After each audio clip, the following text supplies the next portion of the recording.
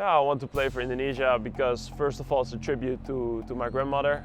She passed away I think a month ago, and I was very close with her. She cooked me, she learned me how to cook, and yeah, what our last conversations before. Selain itu juga kita masih menunggu juga nih. Memang PSSI ini ya operasi yang mereka lakukan ini untuk bisa mendatangkan pemain-pemain keturunan. Ya, mereka silent operation, ya kan diam-diam saja nih. Tapi tiba-tiba nanti pemain itu akan datang ke Indonesia bersalaman dengan Ketua Umum Pak Erick Thohir dan kemudian menjalani naturalisasi. Dan itu sudah pernah kita lihat sebelumnya kan. Ya, mau tidak mau teman-teman kita harus sabar walaupun pekerjaan yang paling sulit di dunia ini adalah untuk bersabar ya kan. So teman-teman, saya sih masih positive thinking bahwa Martin Paes akan nanti bisa membela timnas Indonesia, maybe not in September, tapi bisa juga nanti di Oktober dia sudah bisa menjadi bagian dari timnas Indonesia, dan kita juga masih menunggu nanti Shin Tae-yong kembali ke tanah air dan juga memulai ya roadmap-nya untuk persiapan timnas Indonesia, bukan saja untuk kualifikasi Piala Dunia 2026 tapi juga nanti untuk Piala AFF kan dia juga sudah harus mulai menyusun nih pemain-pemain mana saja yang akan dia panggil, dan kalau bisa ya pemain yang usianya semuanya di bawah 23 tahun saja agar nanti tim tersebut juga bisa dipersiapkan untuk SEA Games yang akan datang ya. Jadi itu saja teman-teman penjelasan yang bisa saya berikan, tapi ya saya tahu bahwa pertanyaan tentang Martin Paes ini tidak akan berhenti. Pasti terus ya akan semakin panas. Ya gak apa-apa kita bertanya, tapi kita juga harus menjaga emosi kita. Harus disiapkan dengan benar dan serius. Karena udah kadung kita masuk ini. Sudah terlanjur, orang bilang basah. Basah. Sudah basah. Ancur-ancur pokoknya. Pokoknya main. Lawan main. Kita gitu lawan. Kan? Kita nggak usah pikir lihat ya Arab, Australia, Jepang. Kita lawan siapapun itu kan. Itu yang paling benar kan. Kita menghadapi mereka karena kita masuk lapangan tanpa beban sebagai underdog. Seharusnya kan tanpa beban. Ya. Yang terbeban adalah lawan-lawan kita yang lebih kuat yang harus menang lawan kita. Ya. Tapi kalau kita di pertandingan pertama tuh lawan Arab, tanggal 5 September. Betul. Jadwal. Kalau kita bisa membuat kejutan, katakan di sana bisa bermain imbang saja. Ini kan tanggal 5 atau tanggal 10, Bung? Tanggal 5. Tanggal 5 ya? Tanggal 10 baru kita ketemu Australia, bermain di GBK. Oke. Tapi bukan di GBK, main lawan Australia pertama karena akan dipakai paus akan datang. Iya. Kita dialihkan ke GBT, Gelora Bung Tomo. Iya. Di bulan September. Nanti di bulan Oktober balik lagi. Right. Iya. Ya? Iya. Gitu. Oke. Sebagai gambaran, Jepang tuh peringkat 17, Australia tuh 25, Bung. Lihat aja. Arab Saudi 56, Bahrain tuh 81. China juga 81. Coba. Berarti yang 100 ke bawah tuh hanya kita. Iya, kita yang paling rendah dari sisi peringkat FIFA. Ya di 133 katakan ya kita sekarang ini. Memang jauh kalau bisa dilihat ke sana. Makanya sesuai dengan omongan Pak Ketua, kita perlu penambahan, perlu tim yang kuat, tim yang bagus. Nah dari sini kan sudah kita bisa lihat ada clue yang dilakukan oleh sudah ada kisi-kisinya bahwa pasti akan datang pemain. Tidak mungkin kalau Ketua bisa mengatakan kita harus mempersiapkan ini dengan sebaik mungkin. Harus ada pemain-pemain yang oke, yang baik. Ya, kita harus, tapi mereka harus punya kebanggaan juga untuk bisa bermain tim nasional. Pasti ada penambahan. Kalau saya ada benarnya juga kalau teman-teman bilang bahwa akan membunuh sedikit kompetisi, tapi saya rasa pada umumnya itu akan meningkatkan persaingan. Betul. Karena akan memacu pemain lokal untuk bisa mengejar ketinggalan yang ada. Betul. Yang tinggal sekarang ini suara seperti kompetisi itu akan tidak maju atau apa, pemain lahir di kompetisi internal. Tinggal suara itu semakin keras supaya PSSI mendengar dan kita cari solusi. Saya rasa jangan sampai satu jalan satu jeda. Alangkah baiknya kalau dua-duanya jalan bersama. Makin banyak kompetisi makin bagus. Ya. Dan pemain muda itu dia harus punya kompetisi itu kalau bisa 10-11 bulan dalam setahun. Kalau hal seperti itu terjadi itu akan sempurna. Makanya kalau saya sangat setuju proses naturalisasi, tapi juga sependapat dengan teman-teman yang sampaikan bahwa kita juga harus fokus kompetisi lokal kita, terutama di usia dini. Karena itu akan berdampak besar kepada jangka panjang. Mungkin naturalisasi bisa saja jadi sebuah jalan keluar jangka pendek. Tapi jangka panjang kita membenahi sistem pembinaan di Indonesia. Saya rasa dua-duanya ada benarnya. Kita berharap mereka bisa lewati Australia di semifinal normal. Kita berharap mereka juara normal. Tapi kalau enggak pun ya enggak apa-apa gitu. Kalau masih ada kekurangan juga enggak apa-apa. Kan ini bagian dari proses. Dia sedang berjalan. Sedang apa? Sedang dalam perjalanan gitu. Berkembang terus lah. Iya, fasenya development lah. Sebelum lebih lanjut, jangan lupa klik tombol jempolnya. Karena jempol kalian adalah bukti kalian cinta timnas Indonesia.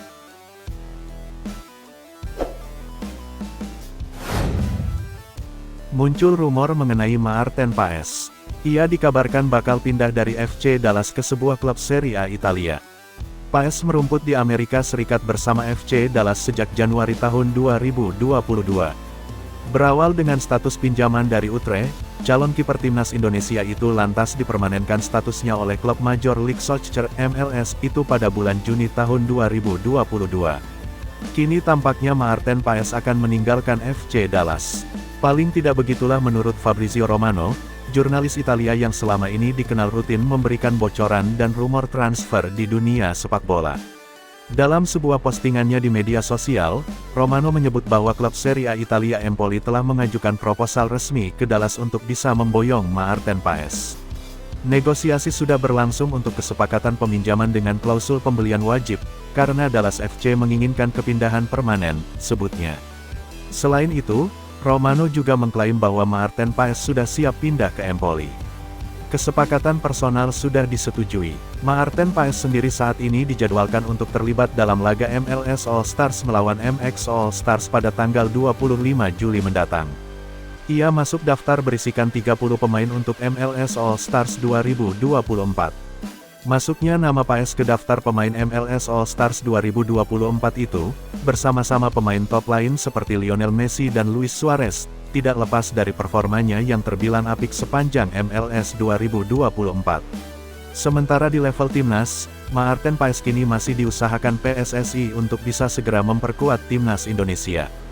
Kiper 26 tahun kelahiran Belanda itu belum bisa pindah federasi dari KNVB ke PSSI karena terganjal regulasi FIFA, walaupun sudah menjadi warga negara Indonesia (WNI) sejak April tahun 2024.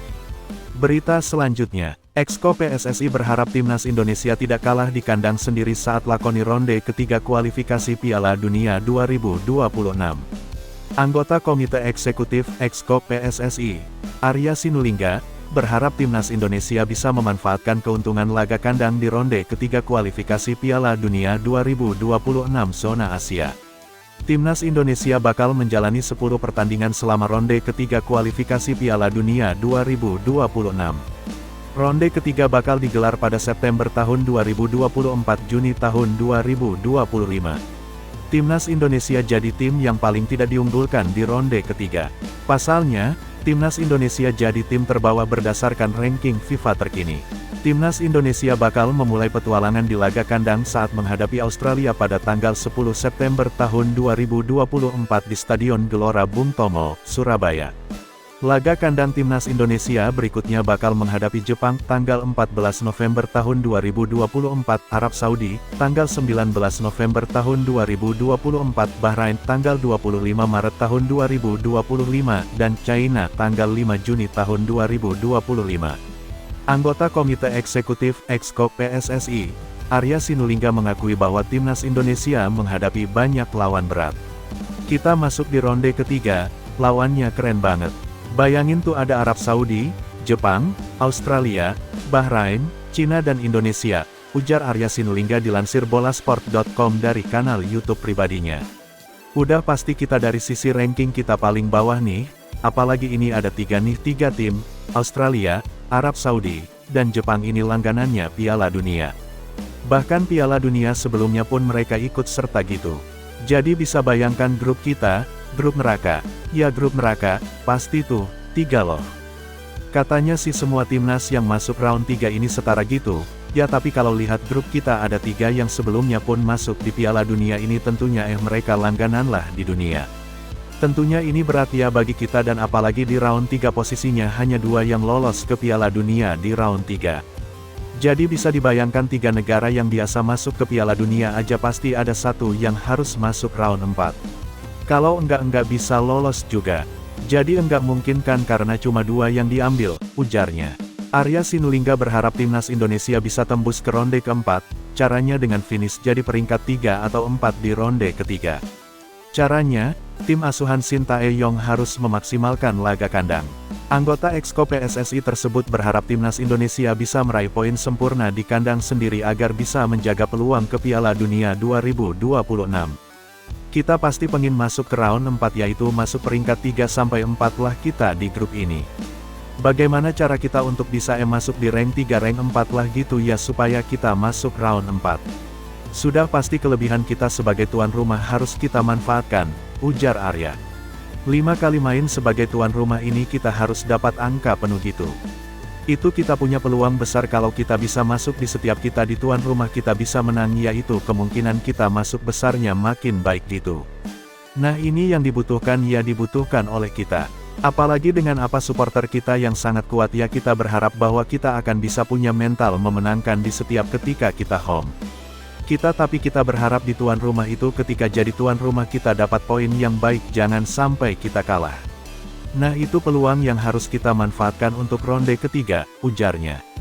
Berita selanjutnya, Shin Tae-yong dapat kabar bahagia, PSSI bakal berikan duet maut lini serang untuk masa depan Timnas Indonesia. Pelatih Timnas Indonesia, Shin Tae-yong, boleh jadi bahagia mendengar kabar bahwa PSSI bakal memberikan duet maut untuk lini serang skuad Garuda di masa depan. Sang pelatih Korea Selatan telah memberikan dampak luar biasa sejak didapuk sebagai pelatih Timnas Indonesia pada akhir 2019 silam. Shin Tae-yong telah berhasil membawa Timnas Indonesia menciptakan berbagai sejarah sejak hari penunjukannya. Mulai dari membawa Timnas Indonesia ke babak 16 besar Piala Asia 2023, menembus semifinal Piala Asia U23 2024 pada partisipasi pertamanya di level tersebut, hingga yang terbaru mencapai putaran ketiga kualifikasi Piala Dunia 2026 zona Asia. Kesuksesan Shin Tae-yong tidak lepas dari program naturalisasi yang gencar dilakukan oleh PSSI selama beberapa tahun terakhir. Para pemain yang menjadi incaran naturalisasi pun semakin mudah demi menunjang rencana Timnas Indonesia ke depannya. Jadi, naturalisasi tidak hanya disiapkan untuk masa kini, melainkan juga untuk tahun-tahun ke depan. Para pemain yang berusia di bawah 20 tahun sudah mulai dinaturalisasi. Itu sudah dimulai sejak era Ivar Jenner, Rafael Struijk, dan Justin Hubner. Terkini, ada Jens Raven, striker FC Dordrecht di level U21 yang berusia 18 tahun. Dia merupakan bagian dari Timnas Indonesia U19 yang akan tampil di Piala AFF U19 2024. Berikutnya, ada 3 pemain remaja yang dinaturalisasi, yaitu Tim Ipens, Mauresmo Hinoke, dan Dion Marks. Terkhusus Hinoke, dia merupakan rekan setim Raven di FC Dordrecht U21.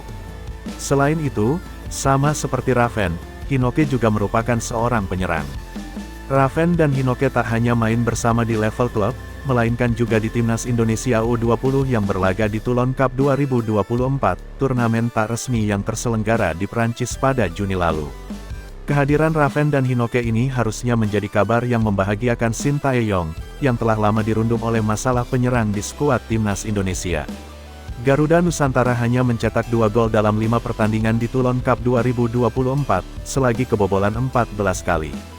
Hinoke mencetak 1 gol diantaranya melalui eksekusi penalti kontra Jepang, yang berakhir kekalahan dengan skor 1-4. Terlepas dari penalti itu, sang striker memperlihatkan performa yang menjanjikan dengan kerap memberikan ancaman ke pertahanan lawan. Itu mungkin belum terlalu kentara terlihat di Toulon Cup 2024. Namun, potensinya ada. Bersama Raven, Hinoke memberikan harapan untuk masa depan cerah Timnas Indonesia. Tentu, kita perlu bersabar untuk melihat itu. Setidaknya, mungkin hingga September mendatang ketika kualifikasi Piala Asia U20 2025 digelar. Namun, itu akan bergantung kepada proses naturalisasi Hinoke nantinya.